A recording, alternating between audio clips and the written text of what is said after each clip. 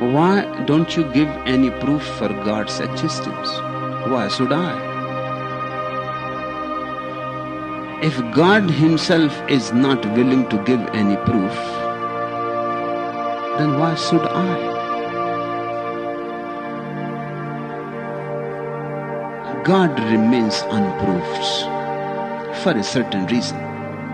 Everybody has to prove him by his own experience. If God becomes proved, he will no more be a God. If God is proved just as a stone is proved, then he will not be a God. God is a potentiality, a possibility. God is a promise. If God can be proved here now, and I can put God on a table and you can all inspect and dissect and do things with him, he will not be a God anymore. He will become a thing. Anything proved becomes a thing. God is not a thing. God cannot be proved. But I am not saying that you cannot prove. Everybody can prove for his own heart's desire. But nobody can prove for anybody else. You have to go on a pilgrimage on your own. God is proved to me. Only God is for me. You are not. Neither are these trees. Only God is. Only the formless is, and you are all forms of it. But that is proved for me. It can become a proved experience to you too, but it cannot be borrowed. I cannot give it to you. And that will not satisfy. Each time, each single individual has to prove God again and again. That is the promise. And when you prove on your own, when you come to encounter God on your own, when you have the feel on your own, he is proved. And still he does not become a thing. He does not become objective. He remains your subjectivity, your innermost experience. God remains private. God can never be made public. Buddha knew, so knew Ramakrishna, so knew Raman. They could not drag him to the marketplace. How many bhaktas, how many devotees have known him? They could not persuade him that one day at least come to the marketplace and let people see you. That will be good. Then they will become all religious. But God has not listened to that. God knows far better. That will be the end of religion. Once God becomes a public phenomenon, that will be the end.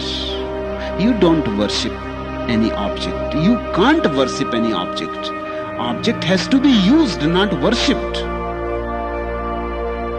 If God is proved like any other object, then you will use him.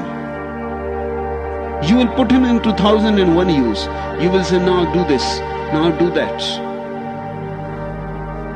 Now create petrol out of water. Make bread out of stones. You will put him to use.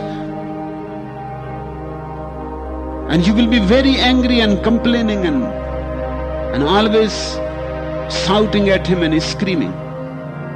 And strike and protest and ghirav and all things you will do.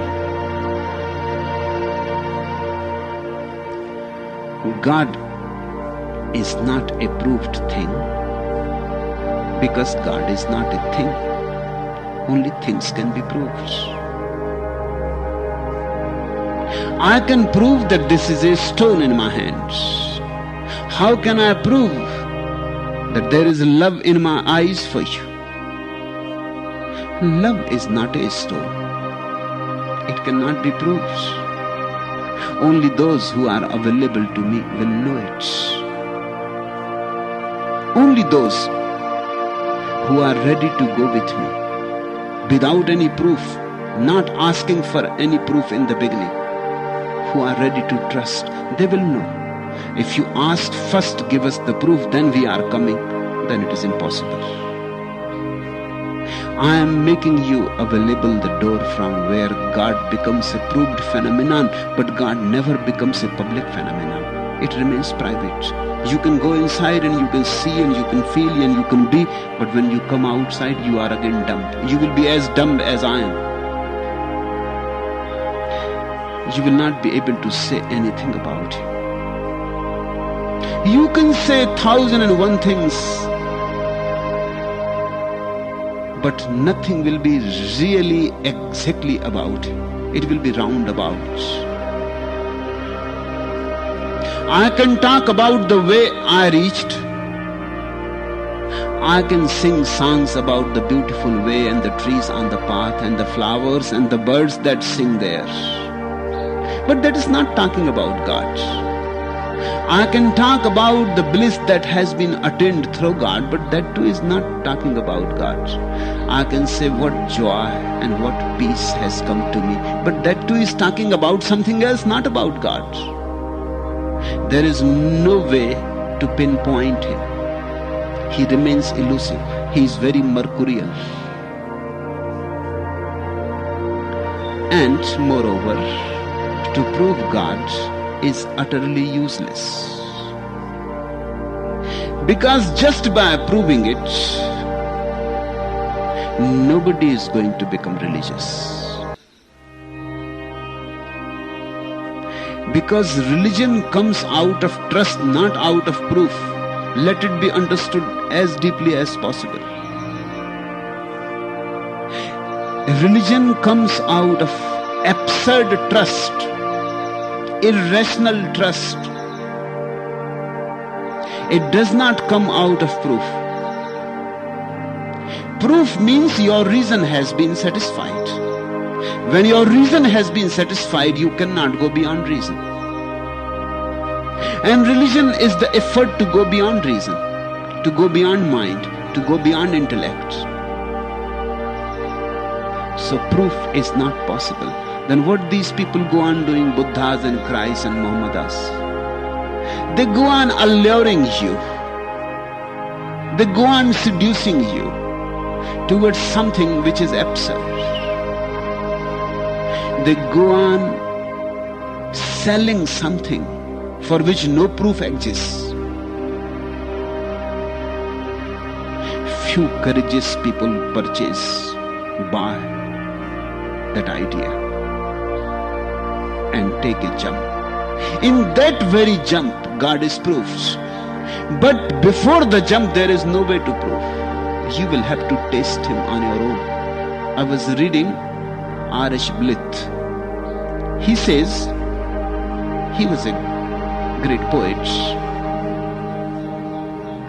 and more even then, he had a great understanding about beauty, a very aesthetic soul and very perceptive,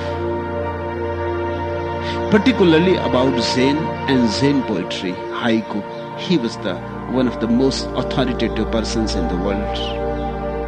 He writes, I have been asked many questions in my life about poetry, religion, life, and I have given precisely the same number of answers, but I have never, I repeat, never satisfied a single interlocutor. He says thousands of times the questions have been asked, and I have answered them as skillfully as possible, but never, I repeat, never, a single questioner was satisfied. Why was this? One thinks, why was this? Because all questioning is a way of avoiding the real answer, which, as Zen tells us, is really known already. Every man is enlightened, but he wishes he was not. Every man knows he must love his enemies and sell all he has and give it to the poor, but he does not wish to know it. So he asks questions that I loved. People ask questions because they want to avoid. God is available very, very close by. But you ask for the proof. This is a way to avoid. You say, unless the proof is given, how can I go into it? Now you have a perfect reason not to move into it. You have rationalized your fear into a question. God is without any proof. God is self-evident. Only God is self-evident. Everything needs proof. God needs no proof. God means the whole. What is the need to prove this whole? Particulars need proofs. This tree needs to be proved. This pillar needs to be proved. This man needs to be proved. But the whole, the totality, need not be proved. And the totality cannot be proved. You can prove a floating cloud in the sky. It has particularity, it has a definition, a boundary. But you cannot prove the sky itself. All that exists in the sky, and the sky remains untouched, unknown, unseen. Has anybody ever seen the sky? Has anybody ever encountered the sky? Clouds, of course. Things, of course. But all exists in this space, and that space cannot be proved. God is the total space. The totality of all time, space, things, people. The past, the present, the future. The actual, the potential. God is the ultimate totality of all. It cannot be proved. It is simply there. It is just there. That's why Jesus says, knock and the door shall be opened unto you. But you say, before I knock, first prove, is the God inside? You are standing on the door. And Jesus says, knock and the door shall be opened unto you. And Rabbi even goes one step further. He says, why are you waiting here? Look, and the door is open. But you say, how can I look?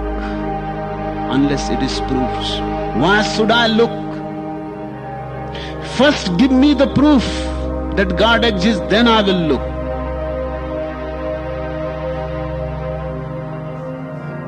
Blitz seems to be right. People ask questions so that they can avoid. They know the answers, but they are afraid to go into it. It will change their whole life. That much they don't want to put at stake.